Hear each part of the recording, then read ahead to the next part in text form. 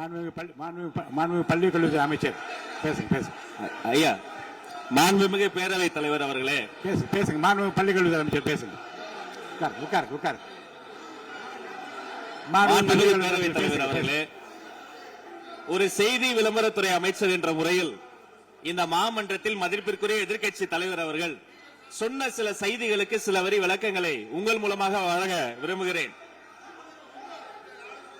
தன்னுடைய பேச்சிலே மாண்புமிகு எதிர்க்கட்சி தலைவர் அவர்கள் சில விளக்கங்களை ஆக்கப்பூர்வமாக ஆதாரத்தோடு கூறியிருந்தால் அதை குறிப்பெடுத்து அதன்படி இந்த தமிழ்நாடு அரசு தன்னுடைய திசைவழி போக்கை சரியான முறையில் செலுத்திக் கொள்ள தயாராக தான் இருக்கிறது. நான் முதல்வன் திட்டத்தை முடக்குவதற்கோ மாற்றுவதற்கோ எங்களுக்கு எந்த திட்டமும் இல்லை. ஆனால் சில விஷயங்களை தெளிவுபடுத்த வேண்டும். 40 நாள் விரதம் முடிப்பது போல 40 நாட்கள் ஆட்சியை இந்த தாவேக அரசு நிறைவு செய்திருக்கிறது. இந்த 40 நாட்களும் பார்த்து விட்டேன், ஏமாற்றம் மட்டும்தான் மிச்சம் என்று அவர் சொன்னார். ஆனால் மக்கள் திமுகவினுடைய 40 நாள் அல்ல 5 ஆண்டுகளையும் பார்த்துவிட்டு அந்த வந்த ஏமாற்றத்தால் தான் இப்படி ஒரு தீர்ப்பை எங்களுக்கு வழங்கி இருக்கிறார்கள். ஆளுநர் மகிழ்ச்சி, அமைச்சர் மகிழ்ச்சி, ஆளுநர் மகிழ்ச்சி என்றெல்லாம் சொன்னார். இந்த அரசில் தமிழ்நாடு மக்கள் மகிழ்ச்சியாக இருக்கிறார்கள் என்பதை தான் இன்றைய சட்டமன்றத்தினுடைய போக்கு காட்டுகிறது.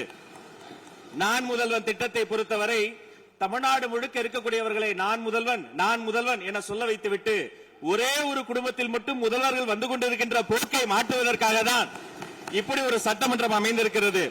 தமிழ்நாடு வரலாற்றில் முதல் முறை முதலமைச்சர் மட்டுமல்ல, மாண்புமிகு சி ஜோசப் விஜய் அவர்கள் முதல் முறையிலேயே முதலமைச்சராக இருக்கிறார். அவருக்கு பிறந்தநாள் வாழ்த்துக்களையும் சொல்லிக் கொண்டு, நிதி ஆயோக் கூட்டத்தில் மாண்புமிகு முதல்வர் சொன்னதெல்லாம் 40 நாட்கள் நீங்கள் செய்திருக்க முடியாது, அது திமுக தான் காரணம் என்று சொன்னார்கள். நானும் அதை தான் சொல்கிறேன். இன்று அவர் சொன்ன சட்டம் ஒழுங்கு, போதை பொருள் எல்லா பிரச்சனைக்கும் 5 ஆண்டு காலமாக அவர்கள் செய்த திமுக ஆட்சி தான் காரணமாக இருக்க முடியும் என்பதையும் சுட்டிக்காட்டிக் கொள்கிறேன்.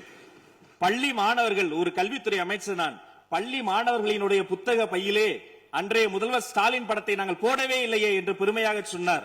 அப்புறம் ஏன் சார் லேப்டாப்ல மட்டும் அந்த படத்தை போட்டீங்க? நீங்க லேப்டாப்பில் போட்ட படத்தை எங்கள் மாணவர்கள் திண்ணர் வைத்து அழித்து விட்ட காட்சிகளும் சமூக வலைதளத்தில் பார்த்துக் கொண்டுதான் இருக்கிறோம். ஒரு வரியில் சொல்லுகிறேன், கோயில் பிரச்சனையை முத்தமிழறிஞர் டாக்டர் கலைஞரினுடைய வசனத்தையே சொல்கிறேன். நாங்கள் கோயில் கூடாது என்று சொல்லவில்லை, கோயில் கொடியவர்களின் கூடாரமாக மாறிவிடக் கூடாது என்றுதான் சொல்லுகிறோம். தூய்மை தொழிலாளர்களை இன்றே பார்த்து விட்டதாக முன்னாள் முதல்வர் பார்த்து விட்டதாக சொல்கிறார்கள். எங்கள் கேள்வியே அதுதான். 10 நாட்கள் ஒரு வாய் சாப்பிடாமல் உண்ணாநோம்பு இருந்த போது நானும் எனது சகோதரர்கள் அண்ணன் ஆனந்தும் மாதவம் போய் பார்த்தோமே. இன்று தூய்மை தேவதைகளை பார்க்கிற திரு ஸ்டாலின் அவர்கள் அன்னைக்கு ஏன் சார் பார்க்கல? ரிப்பன் மாளிகைக்கு அட்ரஸ் தெரியலையா? எப்படி போக வேண்டும் என்ற பாதை தெரியவில்லையா? தமிழ்நாடு எத்தனையோ திருடர்களை பார்த்திருக்கிறது. அலிபாபாவும் 40 திருடர்களையும் கூட பார்த்திருப்பீர்கள். அலிபாபாவும் பியூஸ் கேரியர் திருடர்களையும் இப்போதுதான் எங்களுடைய மின்சாரத்துறை அமைச்சர் பார்த்துக் கொண்டிருக்கிறார். அதை குறித்த நடவடிக்கை எடுக்கப்பட்டுக் கொண்டிருக்கிறது. அவர்கள் மின்வெட்டை குறித்து சொன்னதற்கு மாண்புமிகு புரட்சி தலைவி அம்மா அவர்கள் இதே மாமன்றத்தில் சொன்ன ஒரு வரியை சுட்டிக்காட்ட ஆசைப்படுகிறேன். இந்த மாமன்றத்திலே தமிழ்நாட்டிற்கு மின்சார தடையை அறிமுகம் செய்த திமுக அதற்கு மின்சார தடையை பற்றி பேசுகிறது என்று அவர் கேட்டார். கலைஞர் வண்ண தொலைக்காட்சி கொடுத்தார்கள், அந்த நாட்களை பார்க்க முடியாது. கலைஞர் வண்ண தொலைக்காட்சி கரண்ட் இல்லாம கருப்பு வெள்ளையா பிளாக் அண்ட் ஒயிட்டாவே போன அந்த காலங்களை எல்லாம் மறந்துவிட்டு ஆதாரம் இல்லாமல் உண்மைக்கு புறமான செய்திகளை மாமன்றத்தில் அவர்கள் சொல்வதை இதோடு நிறுத்திக் கொள்ள வேண்டும். நேரலையை குறித்து கேட்டார்கள். எனக்கு ஆச்சரியமாக இருக்கிறது. 3 ஆண்டு காலமாக ஒரு தொழில்நுட்ப கோளாறாக அன்றைய சபாநாயகர் நேரலையை இருட்டடிப்பு செய்து விட்டார். ஆனால் இன்று மாண்புமிகு சபாநாயகர் நேரலையை கொடுத்துக் கொண்டிருக்கிறார். அவருக்கு எங்கள் சார்பாகவும் நன்றியை கூறிக்கொண்டு, விவசாயிகளை குறித்து இந்த மாமன்றத்தில் ஒன்று சொல்கிறேன். தமிழ்நாடு வரலாற்றிலேயே விவசாயிகளினுடைய சங்கத்தின் தலைவர்கள் மீது குண்டாஸ் போட்ட ஒரு சர்க்கார் திமுக சர்க்கார். ஆனால் அவர்கள் கண்ணீரை போக்க நாங்கள் போராடி கொண்டிருக்கிறோம். அரசு பள்ளிகளில் எந்த கட்சிக்காரர்களும், அது தாவேகா காரர்களாக இருந்தாலும் சரி, பள்ளி மாணவர்களை தொந்தரவு செய்யாதீர்கள் என்று சொன்னதோடு மட்டுமல்ல, பெருமையோடு சொல்கிறேன், எங்கள் கட்சியினுடைய ஒன்றிய செயலாளர் அரசு பள்ளியில் சென்று ரீல்ஸ் எடுத்ததற்காக நேற்றைய தினம் கட்சியை விட்டு நீக்கியிருக்கிறார் என்னுடைய பொதுச் செயலாளர். சட்டம் ஒழுங்கு பிரச்சனையை பற்றி பேசுகிறவர்களுக்கு அண்ணா பல்கலைக்கழகம் நினைவுக்கு வரவில்லையா?